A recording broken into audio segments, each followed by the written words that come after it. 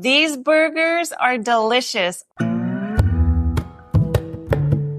Howdy, it's Linda from Veggie Outlaws, and today we're making Chick'n Pea Burgers.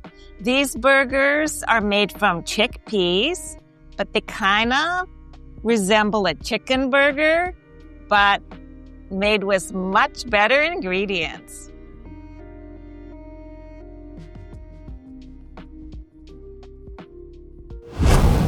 Two tablespoons of ground flaxseed. Gonna mix it in a small dish along with 1/4 cup of aquafaba.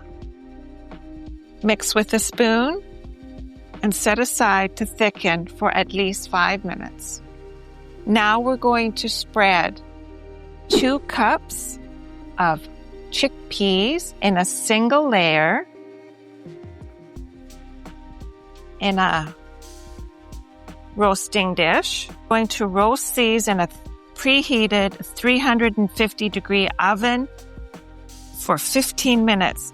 This helps you to dry out your chickpeas and avoid a mushy burger. Take 1/4 cup plus 2 tablespoons of chickpea flour, which we're going to spread in our small baking dish. Spread it out, a nice thin layer. Roasting your chickpea flour helps to eliminate that raw flavor so that when you're using it in your Chick'n Pea burgers, they have a nice flavor. Once we've spread it out in a nice even layer, we're going to cook it in the oven alongside with our chickpeas. I mean, we're already baking them, so it's really no big deal at all, but we're only going to cook this flour for 5 minutes. While those are baking, we're going to prepare our flaxseed, vegetable, and spice mixture, which goes along with the chickpeas and really perfects the burger. So first we're going to add our thickened flaxseed. We're going to add 1/2 cup each of diced onions, grated carrots, chopped sun-dried tomatoes, breadcrumbs, 2 chopped garlic cloves, 1 tablespoon each of Bragg seasoning, dried mushroom powder, 1 teaspoon of paprika, 1 teaspoon of Worcestershire sauce or vegan Worcestershire sauce, 1/2 teaspoon of spike seasoning, and 1/4 teaspoon of allspice. Mix. Add freshly ground black pepper. Now we're going to add 1/2 cup chopped mushrooms. We're going to add our roasted chickpeas.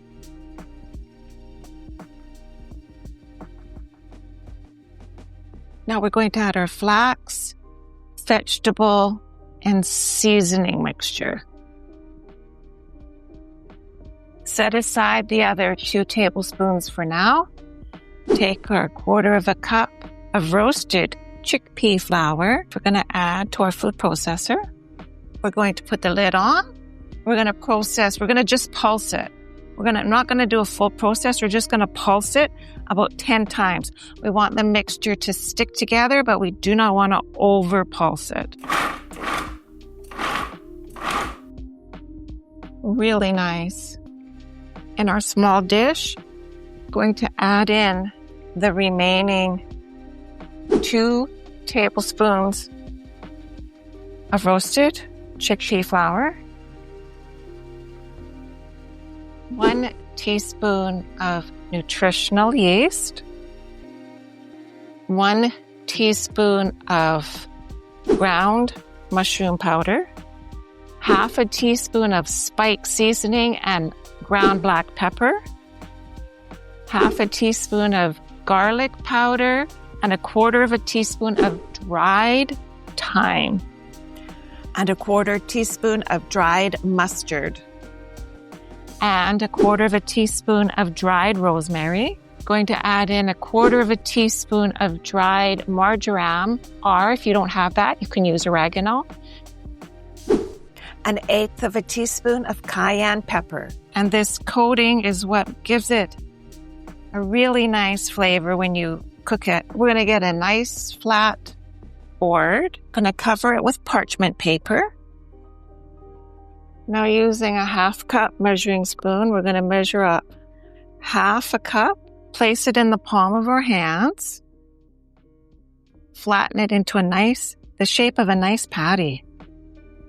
Then we take our coating mixture, scoop up just under a teaspoon, sprinkle it over, and coat the other side.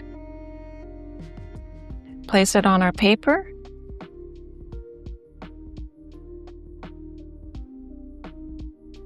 Sprinkle it on. And the burgers, I'm going to put them in the fridge and let them chill for about 30 minutes.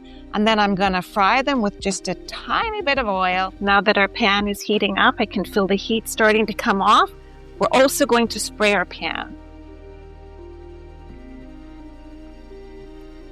Now we're going to cook each patty for 4 to 5 minutes on each side.